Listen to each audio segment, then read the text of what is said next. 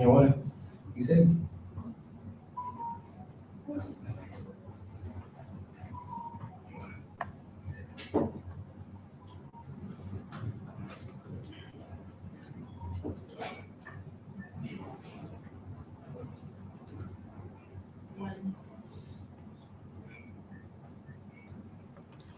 Good morning, superstars. Once again, you're welcome to English Class with Lucy. It is my pleasure to have you here in the class. So today we will be learning the topic Concord, which is the subject-verb agreement. Before we progress into today's topic, we would do a brief recap of what we learned yesterday, just to rejig your memory, and of course, call to mind what we have learned so far in the Booster class for English. So yesterday we dwelt on the word stress in English, and then we learned the stress rules and stress patterns for disyllabic words, for disyllabic nouns, disyllabic verbs. We learned about penultimate and antepenultimate syllables. We also learned about the stress rules that inform the various stress patterns that we have for different words. I'm sure for those of us who were in the class yesterday, you still recall all of those things, and those are very important. Like I said yesterday, you have to always take notes in your jotter, in your notes pad or books, because these are questions that you will likely see in the real UTME examination. Now, added to that, I gave you practice questions to do, and I believe you did this work that I gave to you yesterday. So before we go into today's topic, Concord subject-verb agreement, we will just answer the questions that we took yesterday. So I'm going to go in quickly because of our time. The first question here we have was the word comfortable. Comfortable. Now, if you did the homework, can you kindly type them out in the comments section? You can just type them out there. If you did the work, all I need is A, B, C. There were only 3 questions, okay? So if your answer for 95 was perhaps A, you can type that. So you have 95A, 96, maybe B, 97, D or something. So you can just type out the answers in the comment section. You can just type that. Oh, someone said, hello, Teacher Lucy. I'm excited about today. That's Shola Olaiwola. Okay, good job there. Shola, did you do your homework? If you did, kindly type out the answers while we look at reviewing, reviewing the questions here. So the first one is comfortable. We have the word comfortable. So the question is, where does the stress lie in the word comfortable? Now the answer I have already highlighted in red. The answer is A, which means that the stress for the word comfortable lies on the first syllable. Now, remember what I told you yesterday, and that is what we'll be working through throughout the class in English. No guesswork. So can we explain why the stress falls on the first syllable in the word comfortable? Yes, we can. Now, the first thing we need to do is what I taught you yesterday, syllabification. Syllabification is where you break down the word into syllables. It's very important because when you want to get the stress patterns in English, you need to first find out how many syllables you have. That will inform the operation of stress that you will be carrying out on that particular word. All right. So first, we break the word comfortable into syllables. Now, I want to do a very quick caution. Comfortable has only 3 syllables.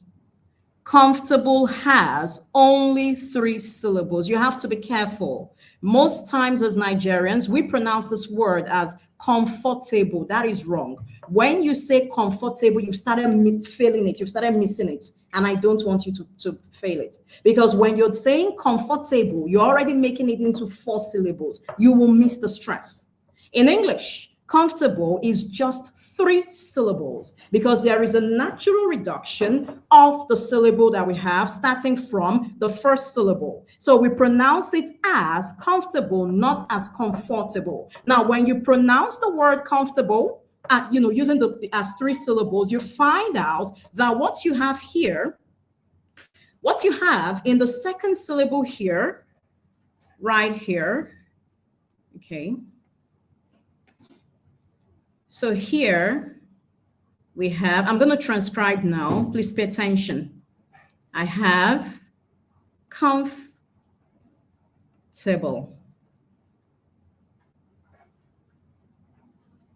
All right. So here is the first syllable where I have the stress. These are phonetic transcriptions, okay? These are not letters. Now, over here you find that we have the schwa sound.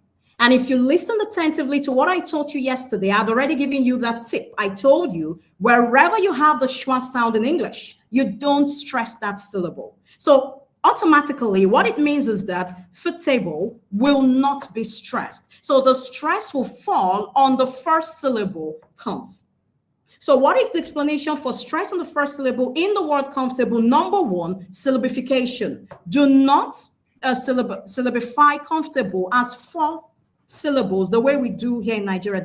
It's not right. The first thing is you syllabify into 3 syllables. And when you do that and you transcribe the word, you find out that you have schwa sounds in the second and the third syllable. Automatically, you know that they should not receive stress because schwa in English is a weak syllable. So the stress falls on the first syllable. That's how come we came about an answer that answer A, that the stress is on the first syllable. I'm going to move on very quickly. I just want to take the practice question, then I go into what I have to teach today. So I'm going to move very quickly here.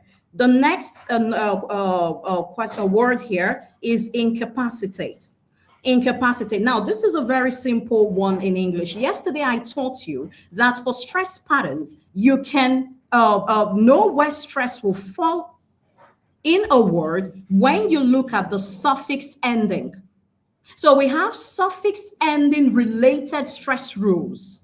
Suffix ending related stress rules. Now, what does incapacitate end with? It ends with ATE. ATE. That's what it ends with. So in this case, when you have words in most cases that end with ATE, the stress falls on the antepenultimate syllable. And from what we learned yesterday, we learned that the antepenultimate syllable is the 3rd syllable from the end. So all I need to do is once again to syllabify, I have incapacitate. I have 5 syllables in the word incapacitate. So I count a 3rd from the end and I have 8 so it falls on pa. So very simple. How we get our answer for incapacitate is we're following the stress rule that talked about the suffix. So the suffix ate carries stress on the antepenultimate syllable. Moving on, we have the next word, which is encouragement. Encouragement. Now, the rule to apply for the word encouragement is another rule I taught you yesterday, which is the word origin rule. Now, meant, M-E-N-T, that ends this word, it is stress neutral. It does not affect stress in any way. So how do we then get stress for the word encouragement? We have to look at the root word. What is the root word for, I'm taking you to grammar. What is the root word for encouragement? The root word for encouragement is courage. Courage. Courage is a noun. Courage is it's an attribute. It's a noun. Courageous is the adjective. All right. So we have the root word courage. Now, for encouragement, this maintains the stress pattern for the root word courage. Meant, like I told you earlier, is a stress neutral. It doesn't change stress. Remember, incapacitate. ATE can affect the stress to put it on the antepenultimate syllable. But in encouragement, meant is neutral. It doesn't affect the stress at all. So what do? We do what Lucy told you is the word origin. The word origin is what? Is the root word. That's why I took my time to break it down. We're looking at the nouns. We're looking at the suffix is meant. The prefix here is "and" to give us the word encouragement. So because meant is stress neutral, we maintain the same stress that we have for the root word courage. I remember what I taught you yesterday when we talked about disyllabic nouns. Courage is an example of a disyllabic noun. Courage is a noun. It has 2 syllables. That makes it a disyllabic noun. If you remember what I taught you yesterday, the stress rule for disyllabic noun, please type it out in the comments. Please type it out, but I'll take it real quick. What I taught you yesterday is for disyllabic nouns, the stress falls on the first syllable. Can you see why the stress still falls on car? While for disyllabic verbs, the stress falls on the second syllable. That's what I've been trying to tell you. You need to understand the science behind English topics. Once you understand the science behind English topics, you are well able to eliminate guesswork. No guesswork, you know it. So you apply what you know to get the right answers. Superstars, I hope you're getting something today. Ensure you have your writing pad out. Ensure you have your jotters out. You're taking down notes. However, all my lessons will be on my page. That's on my YouTube page at Lucie Knows English. Lucie Knows English. You can always go there for a recap, for a rewatch. There's so much to learn every day. So that is the explanation for why the answer to night 7 is B. All right, then. So you can see from here, you know, what you got over 3. If you got 3 out of 3, maybe 2 out of 3, maybe even 1 out of 3, don't be discouraged. All you have to do is sign up for the class. The main classes will commence Monday 12th. We have so much to learn. Okay, so you don't have to be discouraged. You come to class, that's why I'm here. I'll teach you everything you need to know to adequately prepare for UTME English. All right, then. So we are done with practice questions on word stress. Right away, we're going to go into, the questions we have today for concord and subject-verb agreements. So we'll hit the questions immediately with all the explanations. We see everything that come with it. But first, let's look at concord. What is concord? I'm sure you know what concord is. If you know that, you can type in the comment section. In the comment section here. Okay. You can type out that out in the comment section. All right, then. So concord refers to subject-verb agreement. The subject is the doer or the performer of the action, while the verb is the doing or an action word. So, for instance, we have the subject could be Lucy, it could be John, it could be maybe it could be a cat or something. Then for the verbs, we have fly, we have see, we have eat, we have cook, anything that is an action word and all of that. So what we say essentially in English is that for concord, the subject has to agree with the verb. That is why I cannot say I goes to school. What I should rightly say is I go to school. What's happening there? The subject is I, the verb is go. So they need to collocate. The correct expression we use in English is collocate. Collocate also means to agree. They have to agree in English.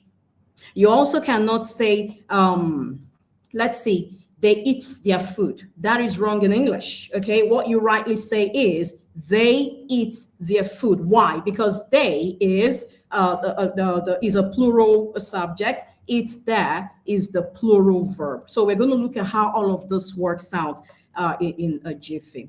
All right, then. So we have the first UTME question taken from 2022, number 49. Here it says, here dash Jane and Ada. And we have the options. We have comes, come, arrives, arrive. Now, first and foremost, let's take a look at the performance of the action. That is the subject here. Even though they are written behind, it doesn't change anything. You can as well rewrite the sentence to read, Jane and Ada come here. This is just a stylistic effect. When you get to the university, you'll be taught this is just stylistics. It doesn't change anything. So this same sentence can read, Jane and Ada dash here. But here, because of stylistic effect, we see it is rewritten as here dash Jane and Ada. Now, I don't know my answer. I'm a candidate for UTME. So what do I do? This is what you do quite simply. You need to apply the rules of Concord as well as apply the rules of subject-verb agreement. All right, then. So let's take a look at this. We have the singular subject, singular subject. Singular refers to one. So singular subject could be, let's say, maybe John. Let's say Lucy, let's say cat. All right, and then we have the singular verbs. Examples of singular verbs we have are, we have eats, we have cooks. What else? What else? You can type out other examples that you know. Let's say flies. All right. So you find out that one peculiarity with most singular verbs is they have the S, like they end with S, you know, they have S at the end. Now let's look at plural subject. Okay, so we have they, we have Jane and Ada, like in our, so we have Jane and Ada. All right, then. So we look at the plural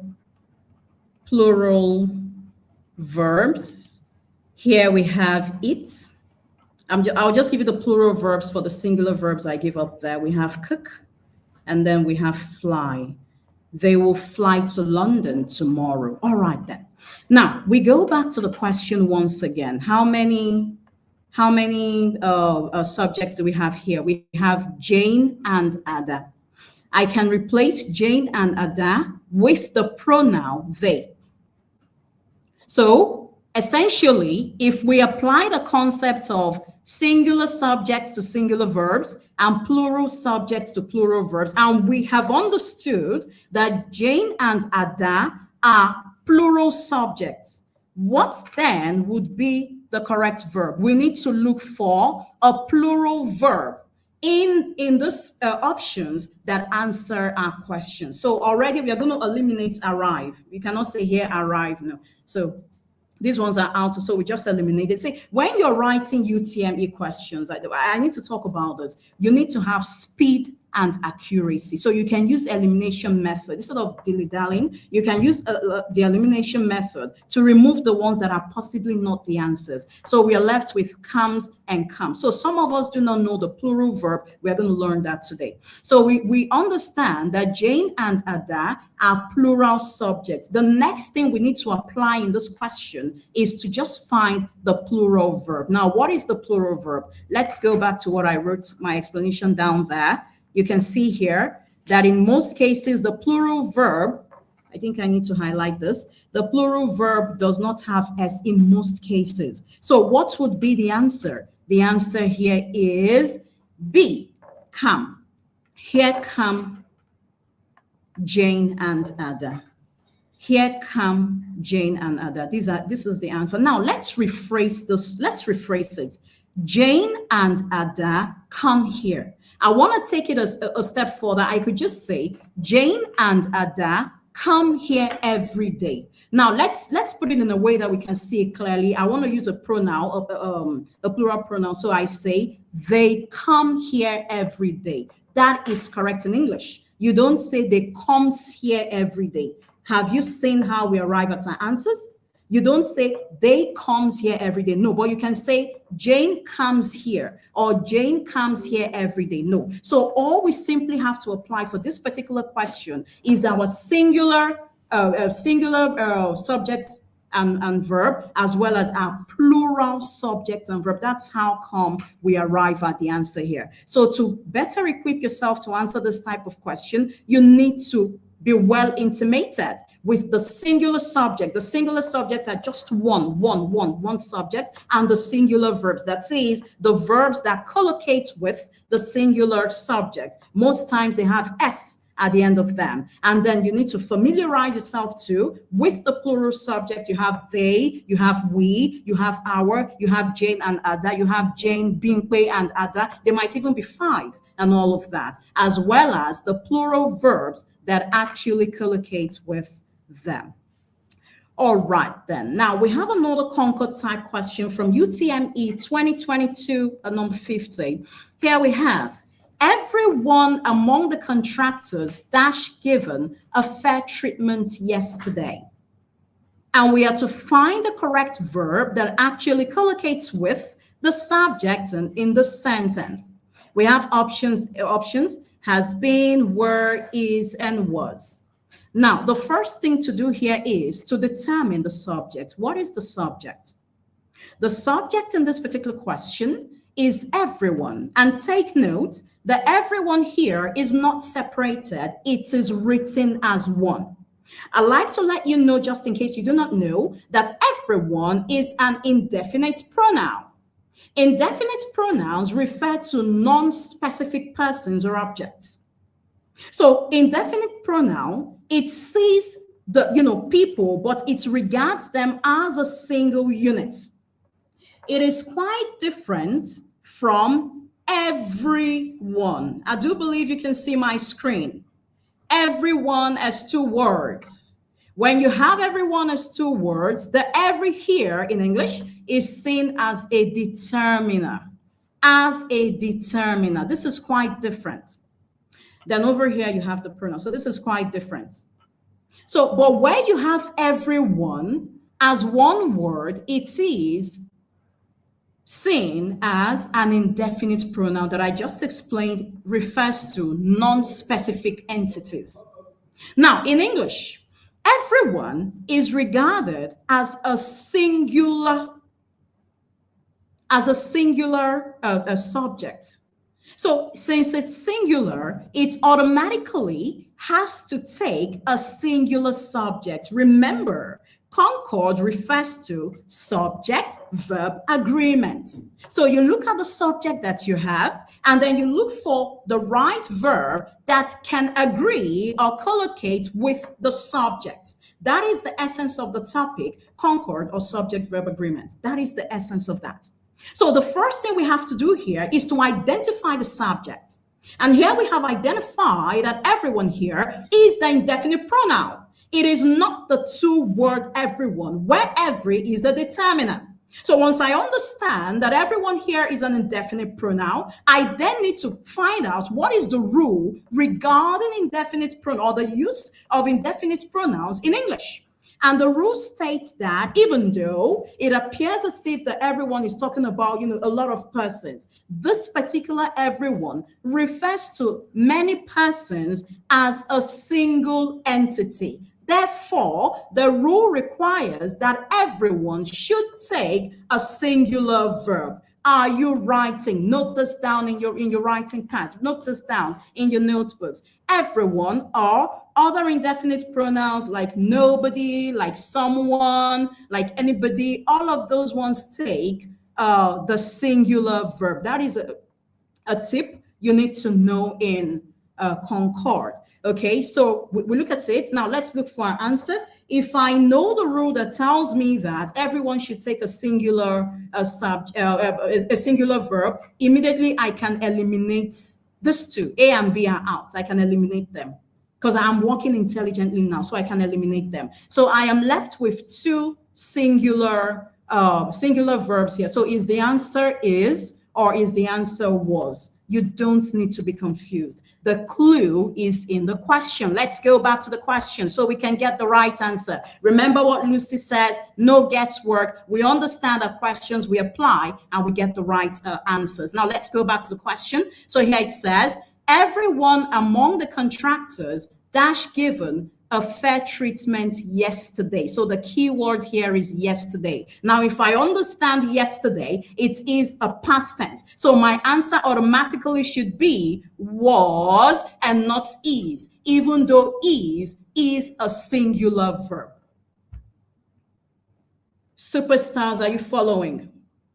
So I can see your answers. Good, good, good. Apple Treasure, you said the answer is D. That is correct. Princess Elza, you said B. Okay, you can try again next time. Good try there. Esther Awarida says the answer is D. That is correct. Antonia Oma. Good. I have brilliant superstars. Very good. And I can see you following. So the answer here is D, was. Well done. Well done, superstars. All right, then. So we're going to move on quickly to the next question.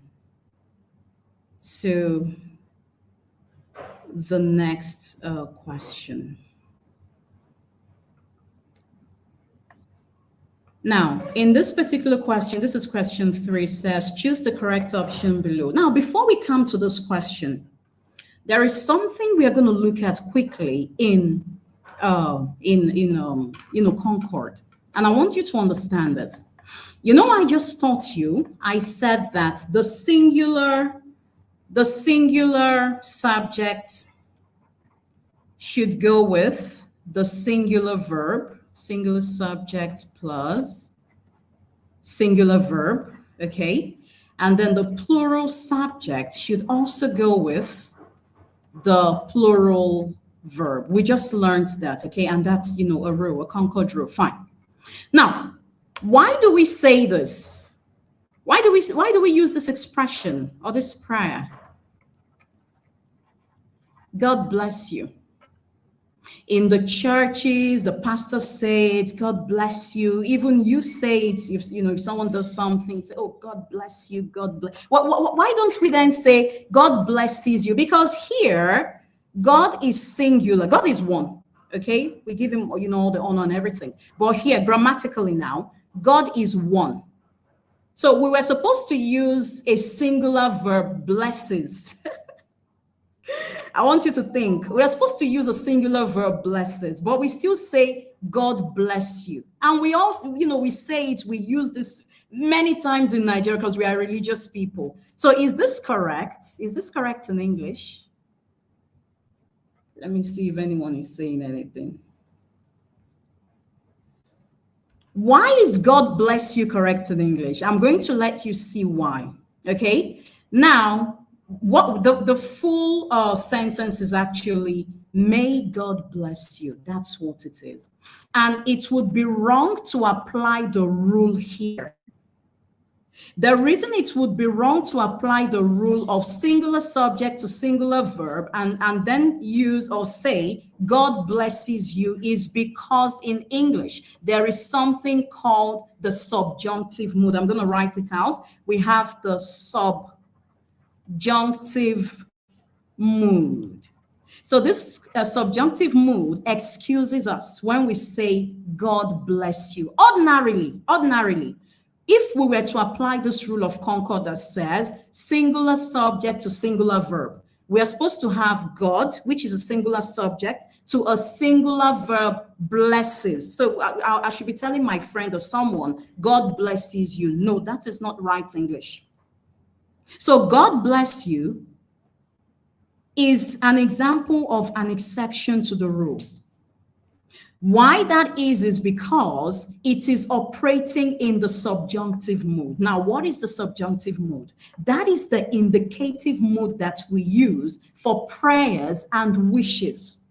Remember, I also told you that the full sentence is actually, may God bless you, which we just shortened to God bless you. So it is a prayer or like a wish, what you wish for someone, to happen to someone. So in English, it is covered from the rules of Concord because it is in the subjunctive mode. So, it's not wrong for someone to say, God bless you. That's different. If I say to you as students, I say, may she pass the examination. Why don't I say, may she passes the examination?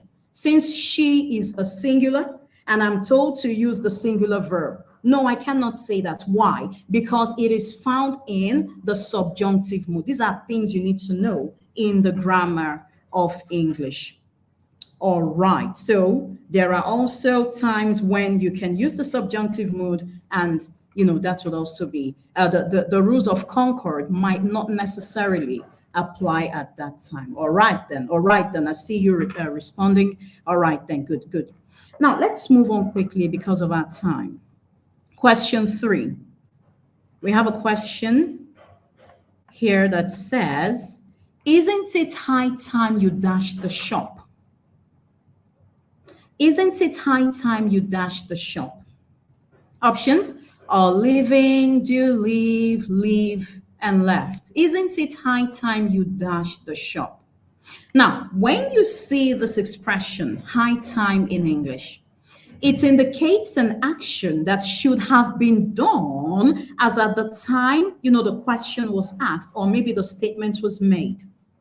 It refers to, an action that should have been completed as at the time perhaps the question was asked, or even the question, the statement was made.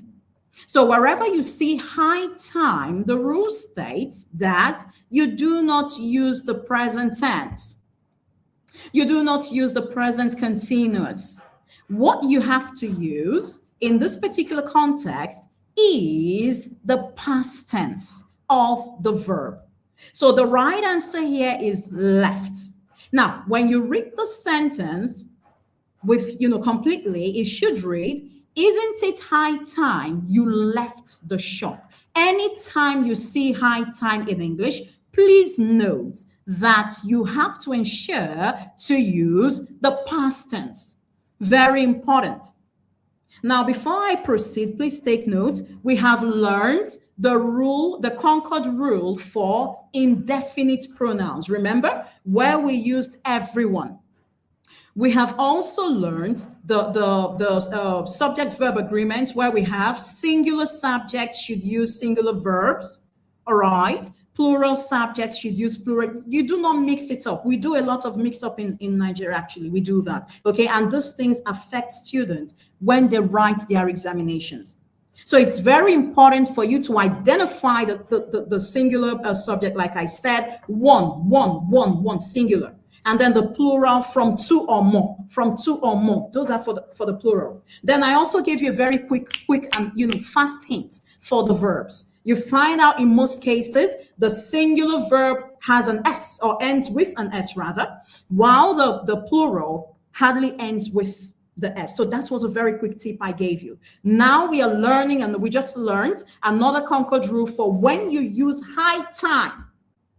Please take note that it must not necessarily be high. It can also be, isn't it time you dashed the shop? Isn't it time you did this? Isn't it time this happened? So you use that for high time or time. These are variants of English that you need to know. It's not until you see high and there's no. So even if it's high time or time, talking about the same thing.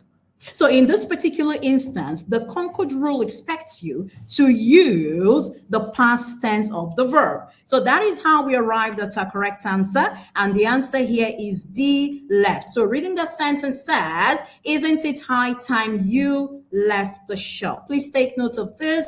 Write them down in your notes, your notebooks, and your jotters and all of that. All right, then. So we have another peculiar question here. We have question 4. Question 4, he says, 6 months dash enough to complete the job. That's a 2019 question. 6 months dash enough to complete the job. Now, this is actually a tricky question, and I'll tell you why in a jiffy. Ordinarily, when you say 6 months, it is regarded as a plural. 6 months, it's more than 1 month. So it is regarded as plural. However, not in this instance. So the first thing to do here is to eliminate the unlikely options. I'm a student. I want to answer this question. Lucy has taught me. She has given me the rules and all. I want to answer this question. So I'm going to delete the unlikely option. So I will start with seemed. Why am I starting with seemed? Because here it says enough to complete the job, which means it has not been completed, which means it is not a past tense. Therefore, I cannot use a past tense option. That is why I am already removing seemed. That is why I am already removing seemed. I can also remove are. I can remove are because are indicates past. It indicates present tense. Are indicates present tense, but here I can see to complete the job. The job has not been completed. So it is looking like the future tense. Yeah, can you see intelligent ways of eliminating answers? Intelligent ways you can eliminate your answers to reduce the options you have. And from the options you have, you apply the rules, you apply the scientific method, and you're able to get your answers in a jiffy, and then you can move on from there.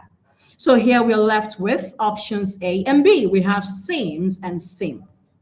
Now I know that many of you, based on the first rule that we learned when we saw Jane and Ada, we learned about the singular subject, the singular verb, the plural subject, the plural verb. You will be tempted to go for B, and that is exactly why I brought up this type question. Now, in this case, where we have 6 months dashing off to complete the job, please note that 6 months here is not seen as separate months. Rather, in English, it is seen as a single duration. So this reduces 6 months in this context to a singular subject. I love to repeat myself again for clarity. Ordinarily, when you talk about 6 months, perhaps January to June, it is regarded, as plural because you're looking at 6. But in this context, 6 months here is seen as a single duration. And that single duration is referred to as a singular subject. However, if you add a determiner like those, in those 6 months, for example, in those 6 months, then you can use the singular, then you can use you can regard it as, a plural and use the plural verb. So essentially here, like I said, 6 months here in this context is regarded as a singular duration. So what we're going to do is to use the singular verb seems. So the correct expression here would read 6 months seems enough to complete the job. Why is this so in Concord? It is so in Concord because this 6 months is seen as a singular duration. I deliberately had to bring this question here so that I can explain this to you. Ordinarily, when you have 6 months, like I already explained, from January to June, for instance, when you have that, you call them like 6 separate months. That's plural, fine. But in this particular context, this 6 months is seen as a singular duration. So because it is a singular duration, it is then regarded as a singular subject. Following from that, since it's a singular subject, it has to use a singular verb. That is why the answer here is seems. So take note, 6 months seems enough to complete the job. 4 months seems enough to complete the job. 10 months seems enough to complete the job. Take note of this just in case you see this type question in UTME. All right then. So moving on from here, we have question 5. Here it says, either Ekaete or you dash to go. This is a 1995 UTME question. Either Ekaete or you dash to go. How do we answer this question? There is a rule that guides questions that begin with either or, neither, nor. So you can see here we have either we have Ekaete as a subject, we also have you. It can be maybe either, maybe Peter or Sarah, neither John nor Lucy, for instance, okay? So what do we do in this case? Now, in this case, what we're expected to do is to actually let the subject be the one that is closer. So we are looking at proximity. So we will not be relying on Ekaete. This is very important because most times in UTME in JAM, you have questions that have either or, neither, nor. Most time, you might even see this here. So please take note of this. You often have questions that begin with either or neither nor. All right, then. So what do we do? So we have two subjects here apparently. We have ekaite and we have you. So what do we use? Now, the mistake most candidates make is they focus on the first one.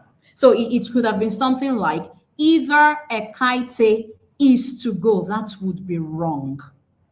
Proximity, concord of proximity. So you have to use the second one. That's the nearest one to the verb. The second subject, the nearest one to the verb. Where you have the dash here is where the verb should come. So the subject that is closer to where the verb should be is the one we need to center on to determine what the verb would be. And I'm sure you're already getting your answers. I'm sure you're seeing the answers right now. So this should be either ekaite or you are to go. Because when you're using a you, that's the second person pronoun. The second person pronoun is you, okay? So when you're using you, what do you say? You say you are. You don't say you is. Okay? You don't say you say you are. So the right answer here should be either ekaite or you are to go. Either ekaite or you are to go. Let me see if I can just come up with. We have neither. Let's say, for instance, we have neither the boy nor the students dash. Okay, let me see, to cook. So what would be the right answer here? What would be the right answer? Neither the boy nor the students. Nor the students. The answer would still be are. Why? Because we say the students are. We wouldn't be using is. We wouldn't be using is, because the boy is far. The students is the subject that is closer to the verb. So the answer here would still be very good. I can see Kendra Emmanuel. You said the answer is are. Very good. Very good. So all you need to know for when you have either or, neither nor, as a rule, you have to ensure that you use the verb that collocates or agrees with the subject that is closer to the verb. Very important, very important. You have to take note of all of this. Very important one there. Okay, so we are gradually coming to an end of the class today. Don't forget that you can always come in for the class. We'll still be having another class tomorrow, same time, 11. We'll be having a class on English. And so far, we have learned word stress in English, very engaging topic. And today we learned, some rules of concord and subject-verb agreement. Now, I want to let you know that we have almost 30 rules.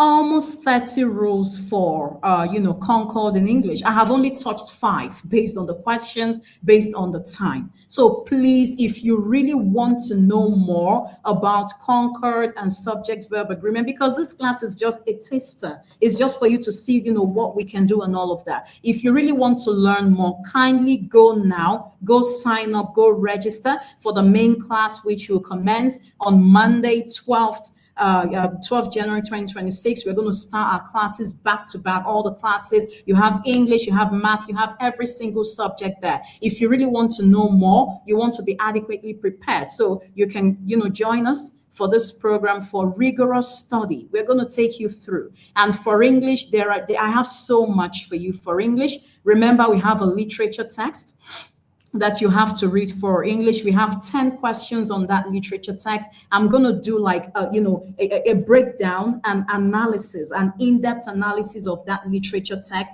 This is very important, so you know exactly what you have to look out for. We're going to look at the characters in the text. We're going to look at characterization. We look at the themes in the text. We look at the subject matter. We look at the setting, everything, the conflict and every other thing, the protagonist, antagonist, and all of that we have in that text. So please go and sign up. Go and register for the main class comes up next week, okay? So please go and sign up for that so that you can actually participate and then get out every value that you can from this program up until you write your UTME, and of course, I'm sure you're looking forward to pass. Okay, quick one. The lesson recap. What we learned today: we learned a few rules of concord and subject-verb agreement. We learned just a few of them. There are many others that will come subsequently, and we also learned some exceptions to the rule. Remember when I taught you about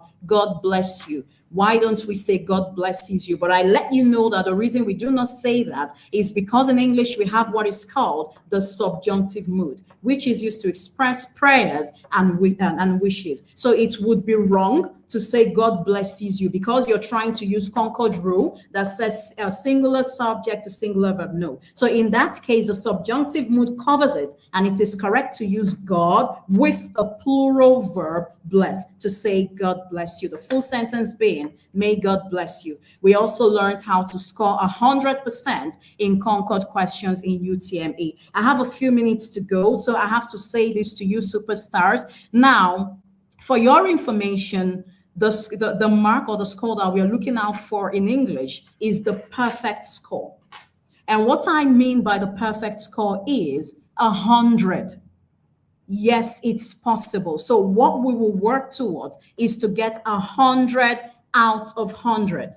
If we are then unable to make that, we can fall somewhere, maybe 90 something, but where we are, for what we are working towards, while we are taking it, breaking it down this way, taking it one after the other, is we are actually looking at the perfect score. And that is something that you can achieve. And I'm also here to encourage you and to show you, plausible methods that you can use to achieve the perfect score in English.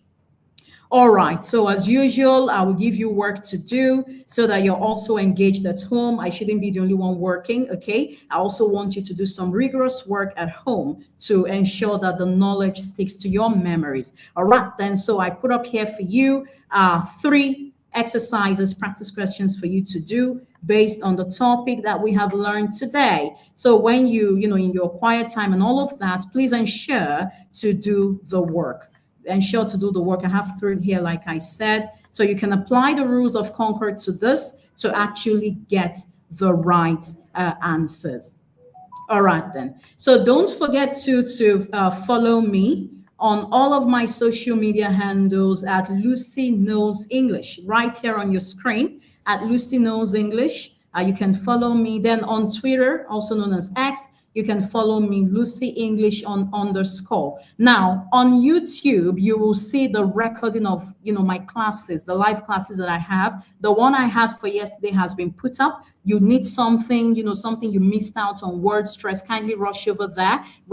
You can watch it, get everything you need. This particular live class recording will also be put up today again on YouTube. So you can get the questions, the homework that I have for you. You can get them from there and just do it. They're just 3. Just put up your answers, put everything up. You understand, based on the rules that we have learned. It is my pleasure to, be here to teach you English. I love to have you, here.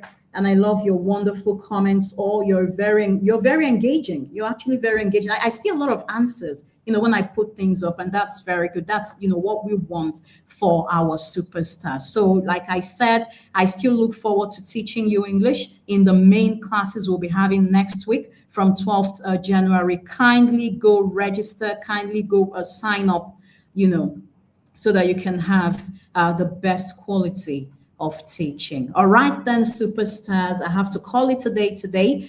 Please join me once again tomorrow, same time, 11 a.m. for another another class in English. We'll be dwelling on something quite different from what we have done here today. All right, then, superstars, thank you for joining the class, and bye. See you tomorrow. Bye.